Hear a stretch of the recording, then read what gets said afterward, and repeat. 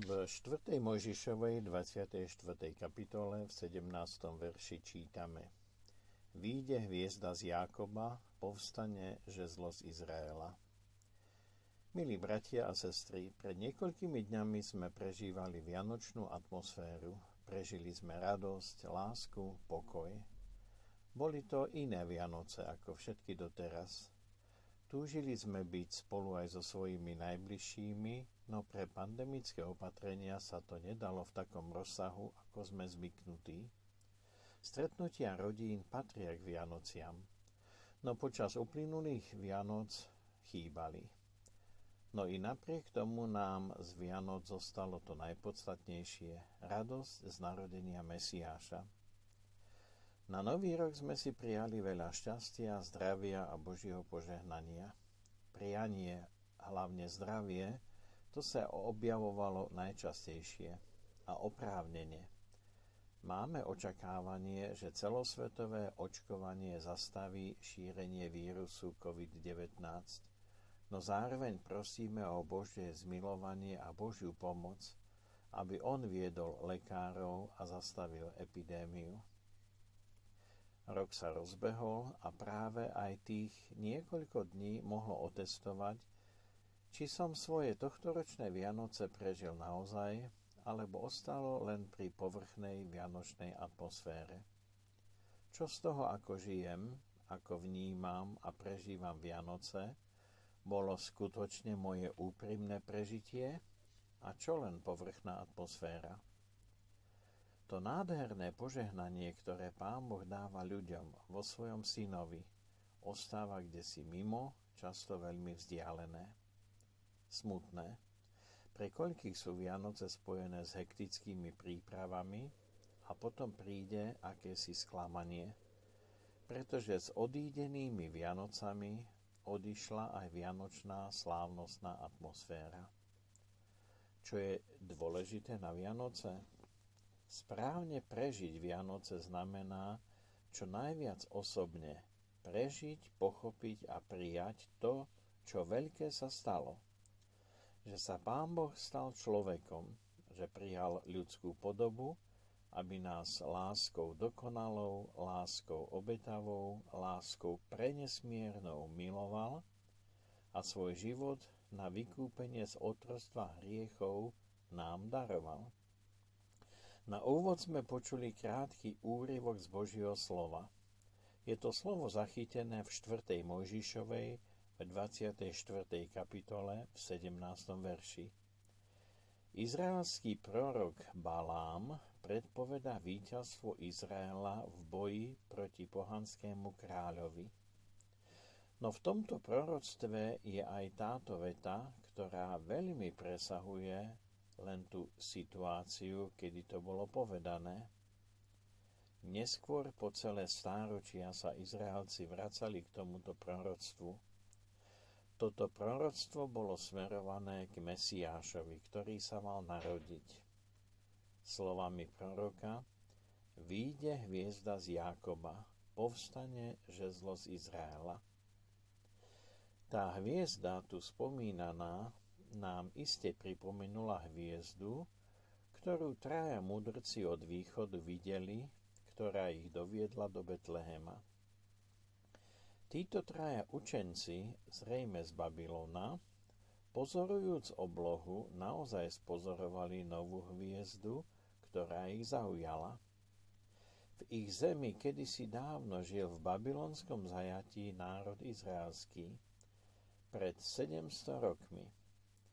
Prorok Daniel, ktorého príbeh poznáme, svedčil nebojácne o živom Bohu Izraela. Z tohto obdobia zrejme zostali nielen potomkovia Izraela, ale aj ich písma, proroctvá. Výjde hviezda z Jákoba. Učenci, vidiac hviezdu a možno poznajúc toto proroctvo, išli sa presvedčiť do Izraela.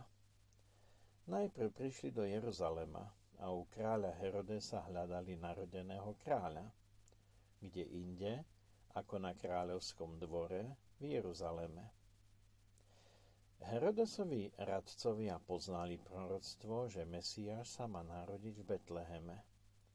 Herodes ich teda poslal do Betlehema. Sám nešiel a neskôr vieme, čo urobil. Nevítal narodeného kráľa, ale neskôr urobil všetko, aby ho zahubil. Múdrci do Betlehema šli a našli narodeného kráľa. Poznáme, ako maliari zobrazujú betlehemskú atmosféru s dieťatkom, so šťastnou Máriou a Jozefom, pastiermi, mudrcmi a hviezdou na oblohe. Tá hviezda znázorňuje nielen cestu mudrcov, ale aj čosi viac. V tom proroctve označenie hviezda vyjadruje, že sa narodil kráľ. Povedzme to moderne, možno pre starších až ťažko priateľné. Narodil sa ten, ktorý je hviezdou. Je to niekto skutočne výnimočný. Svojim príchodom zmení nielen pár učeníkov, ďalších nasledovníkov, ale ovplyvní aj celý svet. Použil som označenie, že Pán Ježiš je hviezda. V dnešnom modernom jazyku počujeme, že takto bývajú označovaní významní ľudia, herci, speváci, športovci, tí, čo možno niečo výnimočné vykonali. To sú hviezdy. Tak radi by sme sa možno aspoň na pár chvíľ stretli s nejakou tou hviezdou. Čo by za to dali mnohí ľudia? Niekedy boli mladí ľudia ochotní dať aj skoro celý majetok len za to, aby mohli ísť na živý koncert skupiny Beatles, alebo dnes na koncert niekoho iného. Toto sú ale hviezdy, ktoré sa o prostého človeka nezaujímajú a žijú len z toho, že majú takú veľkú divácku podporu. Ich lesk a sláva padne niekedy veľmi rýchle.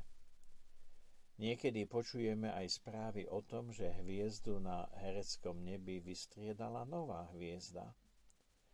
Tak neisté a nestále sú tie naše zemské hviezdy, idoly. V Božom slove čítame, že narodený Pán Ježiš je tá hviezda z Jákoba. Nebráňme sa tomuto označeniu. Práve naopak, je nám potrebné skloniť sa pred Spasiteľom sveta. Neskláňame sa k jasličkám. On nie je bábätko, o ktoré sa musíme starať. Je to kráľ, je to hviezda. Je to Pán nad všetkými pánmi. Je to Pán, ktorý má právo byť pánom aj nad mojím a tvojim životom. Je to darca života. Tak často je základný problém správneho prežitia Vianoc práve v tomto nesprávnom pohľade na Pána Ježiša. Je dobré, že práve dnešný sviatok nám pripomína, že sa narodil kráľ.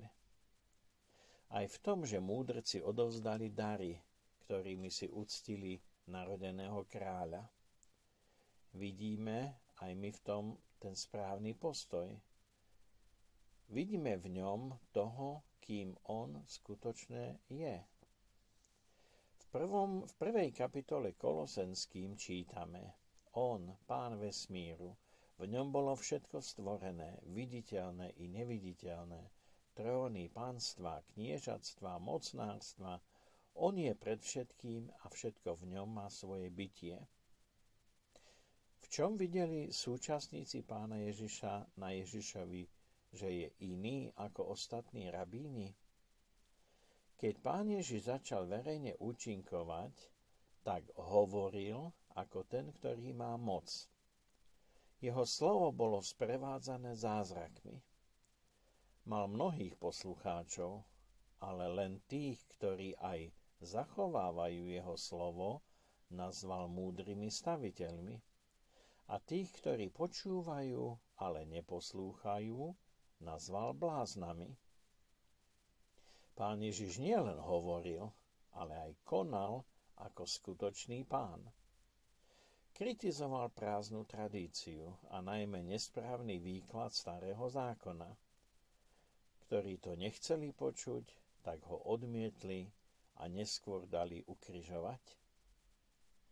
Kto počúval jeho slovo s otvorenými nielen ušami, ale srdcom, tých životy sa zmenili. Zmenil sa colník Matúš, ktorý bol predtým zdierač ľudí, boháč na úkor iných. Stal sa Ježišovým učeníkom a pozorným poslucháčom, lebo všetko zachytil v evanjeliu, ktoré napísal. Zmenila sa Mária Magdaléna, ktorá viedla škaredý život možno vo verejnom dome, ale odpustenie, ktoré prijala od Pána Ježiša, ju tak zmenilo, že verne ho nasledovala spolu s ostatnými ženami a vtedy, keď bol Pán Ježiš ukrižovaný, medzi tými pár vernými pod krížom stála aj ona. Tak by sme rado mohli spomínať postavy a osudy tých, o ktorých nám Biblia hovorí. Stretnutie s Pánom Ježišom ich zmenilo.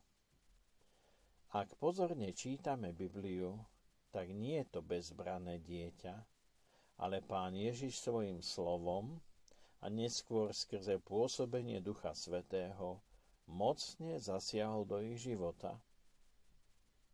Stretnúť sa dnes s Pánom Ježišom nemôžeš inak len ako s Pánom. Teda v plnom vedomí, kto som ja a kto je on. Kto som ja? Kto si vie dať na to dostatočnú odpoveď? Biblia nás v tomto uvažovaní vedie. Na jednom mieste čítame biedný a človek a na inom zase stvoril si človeka málo menším od božských bytostí. Čo je pravdou? Oboje. Bez Pána Boha biedný a človek. S Pánom a v jeho moci a sile človek je málo menší božských bytostí. Veď si len pripomeňme, že už pri stvorení človeka je napísané: učiňme človeka na svoj obraz, na obraz Boží. Kto je Ježiš? On je Pán všetkého. On je naplnením proroctva. Je to hviezda z Jákoba. On je Božie svetlo, ktoré preniká do srdca človeka. On svoj život kladie, aby sme my mohli žiť. On prichádza aj teraz k nám všetkým a ponúka nám iný rozmer pre život. Tú nebeskú perspektívu. Jeho svetlo svieti a každému ukazuje na jeho život. Vidíš, že sú veci v tvojom živote, s ktorými nemôže Pán Ježiš súhlasiť? Zastav sa, prehodnoť svoje rozhodovanie a kroky na ceste životom. Nezostaň len pri tom, že vieš, že Ježiš je hviezda, ale dovol, aby jeho svetlo ukázalo práve tebe na to, čo treba zmeniť. Pán Ježiš sa zaujíma práve o teba. On prišiel, aby sme mohli začať žiť život s ním. Život novej kvality, nových skúseností. Život Božej moci pri nás. Skloňme sa aj v tejto chvíli pred ním. Vítajme ho ako svojho kráľa. Buďme vo viere a vyznávaní vytrvalí, pretože naša viera nie je opretá len tak o niekoho, ale o Pána Ježiša, ktorý je kráľom, ktorému dôverovať sa vždy oplatí. Amen. Modlíme sa. Ďakujeme, Pane Ježiši, že Ty si tou hviezdou, Ty si to svetlo, ktoré prišlo do tohto sveta. Ďakujeme Ti, že to Tvoje svetlo svieti do našej temnoty, v ktorej sa mnohokrát nachádzame. Ďakujeme Ti, že si našim Pánom. A aj dnes sa poddávame Tvojmu vedeniu. a prosíme na počiatku tohto nového roku, aby si nás viedol a sprevádzal ako náš Pán, ako náš Kráľ. Nech je požehnané Tvoje sväté meno od teraz až na veky. Amen. Otče náš, ktorý si v nebesiach, posväť sa meno Tvoje, príď kráľovstvo Tvoje, buď vôľa Tvoja, ako v nebi, tak i na zemi. Chlieb náš každodenný daj nám dnes a odpusť nám viny naše, ako aj my odpúšťame vinníkom svojim. I neuvod nás do pokušenia, ale zbav nás zlého, lebo Tvoje je kráľovstvo, i moc, i sláva, na veky vekov. Amen. Sláva Bohu Otcu, i Synu, i Duchu Svätému, ako bola na počiatku, i teraz, i vždycky, i na veky vekov. Amen. Príjmite požehnanie. Pán Boh požehnaj a ochraňuj vás. Pán Boh rozjasni svoju tvár nad vami a buď vám milostivý. Pán Boh obráť k vám svoj obličaj a daj vám svoj časný i večný pokoj. Amen.